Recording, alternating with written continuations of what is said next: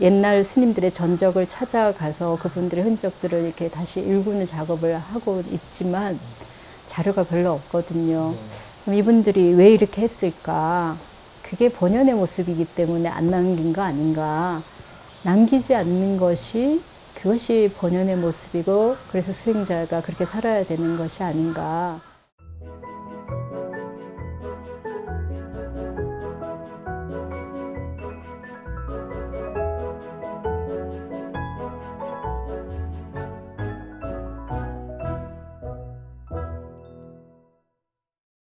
그 작년에 저희 이제 사형님이 국일원 맡아서 살고 계셨는데 건강이 많이 악화되셨어요. 그래서 더 이상은 이제 치료를 받아야 되고 저를 관리를 못 하겠다. 그래서 저보고 이제 저를 맡아서 살아라 이랬어요. 근데 그 당시에는 이제 구미의 절의 주지로 있었던 당시라서 그거를 완전히 바로 접을 수가 없어서 이제 조금 왔다 갔다 하면서 진행을 하다가 올해 이제 정리를 하고 들어오는 상황이었어요. 그래서 1월 달에 정리하고 한 2월 말까지는 그쪽 일을 다 정리하고 들어오는데 근데 바로 그때 이제 코로나가 확산이 되면서 해인사 산문 이제 폐쇄가 된 거예요. 제가 들어온 그 다음 날. 그래서 그날로부터 제가 갇혀서 4주를 지내고 그리고 또 이게 오고 가고 하는 게 어렵잖아요, 그때는. 그래서 어느 순간 이제 보시기에 이제 사라진 것이죠. 이 절은 이제 아주 오래된 역사를 가지고 있고, 실제로 언제 창건됐는지 기록은 없지만, 조선 이제 후반에 그 불교계, 한국 불교계 양대 문중이라고 하는 그 이제 서산 문중과 부유 문중이 있어요. 근데 그 부유 문중의 그 실질적인 창시자라고 할 수 있는 분이 벽암 각성 스님입니다. 이분이 남한산성을 축조하셨어요. 네. 그래서 그뿐만 아니라 이제 임난 이후에 그 폐허가 됐던 이 절들을 복원하는데 굉장히 큰 역할을 하셨어요. 그래서 화엄사에서 입적하셨고 전주 송강사 그 만드는데 거의 스님께서 전적으로 일을 해주셨고, 그다음에 또 순천 송강사, 또 뭐 멀리는 신흥사, 뭐 이 삼남지병을 거의 다 이제 연결이 되는 분이신데 이분이 이곳에 주석을 하셨습니다. 해인사 계실 때. 그래서 해인사도 그 수다라장하고 판전을 일부 개수하고 그럴 때도 스님이 이제 관여를 하셨어요. 그리고 이 절에 국일암이잖아요. 그 국일이라는 이름이 한국에 유일하게 있어요. 절 이름 중에. 근데 그 이름이 바로 벽암 스님께서 그 인조 임금한테서 하사받은 이름이에요. 그러니까 예, 호인데 이제 임금에게 하사받은 그게 이제 남한산성을 3년 만에 축조를 해요. 한참 이건 남한산성을 만들어야 된다는 논의는 있었고 이제 사대부들이 그 일을 진행을 했지만 잘 안 됐었어요. 근데 스님께서 적성산성을 고치시고는 그 남한산성을 반드시 해야 된다. 이게 호란이 발생할 수도 있다. 그러니까 이걸 빨리 해야 된다 해갖고 그걸 축조를 3년 만에 마치셨어요. 그게 너무나 대단한 일이어서 그래서 이제 임금이 이름을 하사한 거예요. 나라에서 제일 간다. 그래서 국일 이런 이름을 주신 거예요.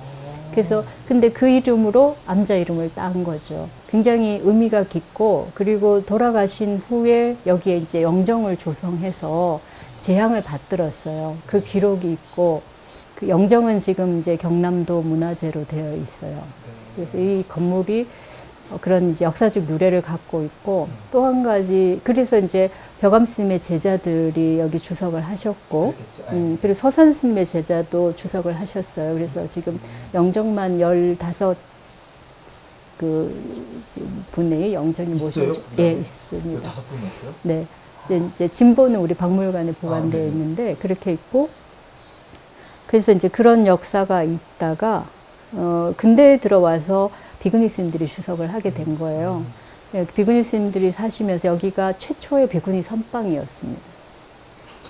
우리나라? 네네. 네. 어쨌든 기록에 있는 최초의 선방이고 이것은 이제 그 벽암 스님의 어떤 유적으로서도 중요한 가치가 있고 또 비구니 스님들의 수행처로서도 역사적 의미가 있는 그런 곳이에요. 그래서 이제 지금은 좀 절이 많이 낙후하고, 물론 그 덕분에 이 원형이 훼손되지 않은 것도 있죠. 다른 절들처럼 빨리 개발했으면 남아 있지 않았을 것들이 남아 있어서 그거를 다시 복원하고, 그러고 이제 여러 가지 불편한 요소들이 많아요. 우리 이제 정랑도 있는데 이제 해우소가 예전에 아주 고풍스러운 그대로 남아 있는데 요즘 사람들은 사용하기 불편한 그런 곳이어서 지금 그것대로 보존하고 이제 신도님들이나 스님들이 사용하기 편리하게 그런 시설을 마련해야 되고, 벽암 스님 이제 부도와 벽암 스님이 계셨던 자리들을 다시 다시 복원하면서 조사 스님들 모시는 그 장소를 좀 더 이렇게 이제 확장하거나 아니면 지금 현재 있는 장소를 좀 더 잘 정비해서 요 벽암 스님의 그 생전의 자취들을 다시 살리고 그 사격을 좀 높여야 되는 그런 문제가 있어요. 무빙 템플은 이제 서울에서 제가 진짜 무빙할 때 만들어져서 지금까지 이어져 오는 인연이고, 그곳에서 여러 가지 시도를 많이 했어요. 정말 하고 싶었던 여러 가지 새로운 시도를 했는데, 성공적이지는 않았지만, 제가 할 수 있는 가능성들을 한번 확인해 본 자리였고, 지금은 이제 공부를 꾸준히 하면서 이제 화엄경까지 왔어요. 화엄경 공부도 한 지가 한 2년 가량 돼요. 근데 그동안 제가 강원에서도 공부를 할 때 아주 되게 아쉬웠던 부분이, 정말 원문을 좀 진득하게 좀 깊이 들어가서 보고 싶었거든요. 근데 너무 바쁘니까 이렇게 바쁘게 읽고 좀 그 음미하는 시간들이 없었어요. 근데 무빙 템플에서 공부를 할 때는, 그러니까 원문을 정말 천천히 읽으면서 공부를 해왔거든요. 그래서 유마경을 이제 몇 년에 걸쳐서 하고, 떼고. 근데 그것도 나중에 자료를 정리해서 책으로 내려고 준비하고 있고, 유마경 공부도 뭐 그냥 강의한 것만 갖고 책을 내는 거는 어려운 일이 아닌데, 좀 더 제가 더 좀 깊이 있게 그 내용에 대한 좀 이야기를 해야 될 부분이 있었어요.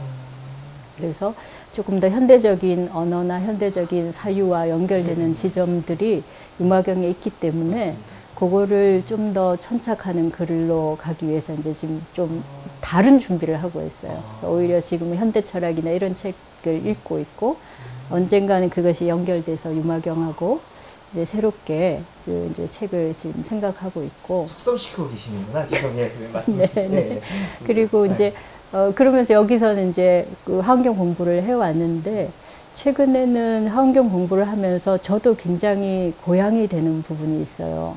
어떤 부분? 그러니까 정말 종교가 어떤 역할을 해야 되는가, 종교가 무엇을 우리에게 제시하고 있는가를 그동안 우리가 너무 얇게 생각했구나. 특히 불교가 이제 서구적인 해석을 하면서 어쩌면 현대화되고 좀 더 많은 사람들이 좋아하는 그런 좀 세련된 불교가 되었잖아요. 그리고 과거의 불교는 기복 불교다, 뭐 이래가지고 좀 저급한 차원으로 취급됐는데, 그 대승불교가 뭘 하고자 했는가. 사실은 정말 종교적인 마음을 일깨워내는 거, 자기 속에 있는 정말 더 큰 자기, 뭐 쉽게 말하면 그런 말이 되고, 우리들이 이렇게 합리적으로 판단하고 계산하고 삶에 대한 어떤 그 계획으로서 되지 않는 삶들의 부분이 있잖아요. 아무리 계산하고 준비해도 안 되는 게 우리 인생이잖아요. 오히려 그것들을 인정하고 우리들의 한계를 오히려 받아들이고, 근데 거기서 멈추는 게 아니고 거기서 더 큰 데로 나아가게 하는 게 종교의 힘이구나. 그래서 합리적 이성이 서구 지성을 만들어냈고, 지금 이제 현재 근대 문명을 만들어냈지만, 여기서 오는 문제들이 있잖아요. 그것들이 극복돼야 되는 방식은 그걸 극복해가는 의식적 전환도 필요하고, 삶의 실천으로서의 전환도 필요한데, 유마경은 좀 더 의식적인 전환 부분에 좀 더 많은 그 그 방점이 주어져 있고, 근데 화엄경은 그 의식의 전환도 있지만 삶으로 그거를 살아가게 하는 요소가 있어요.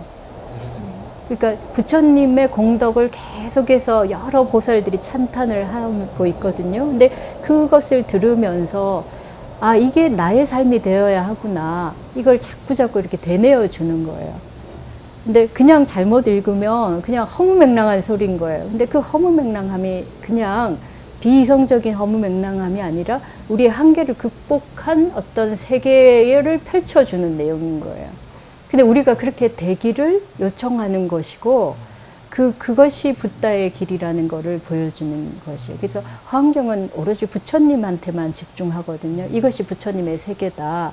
그리고 이 부처님의 세계가 우리들 모두에게 있다. 이런 이야기거든요. 그래서 그 화엄경을 보면서 정말 아, 종교의 본연이 여기에 있구나. 그래서 우리들의 어떤 이기적인 마음, 뭐 어떤 생각의 경계들 뛰어넘는 그런 차원들을 이야기하는 거예요. 그래서 최근에 오히려 서구 지성들에게서도 종교가 다시금 이제 필요하다. 그냥 우리가 예전에 이제 서구에서의 종교 논의도 주로 이성에 의한 합리적으로 해석한 종교였거든요. 근데 그런 것들이 오히려 종교를 왜곡했다라고 하면서 포스트 모던 이후에 이제 종교 이해는 정말 종교를 종교로서 이해해보자. 근데 물론 이제 신학이 아니라 철학적인 과정으로 그렇게 해서 나왔던 새로운 논의들이 있어요. 그것들을 거기서 이제 종교가 왜 필요한가, 다시 필요한가에 대한 이야기하고 제가 이제 이렇게 활동해 가는 과정에서 만났던 문제들, 그걸 극복하는 방안, 또 부처님의 경전을 통해서 다시 보게 된 불교, 이게 연결이 된 거예요.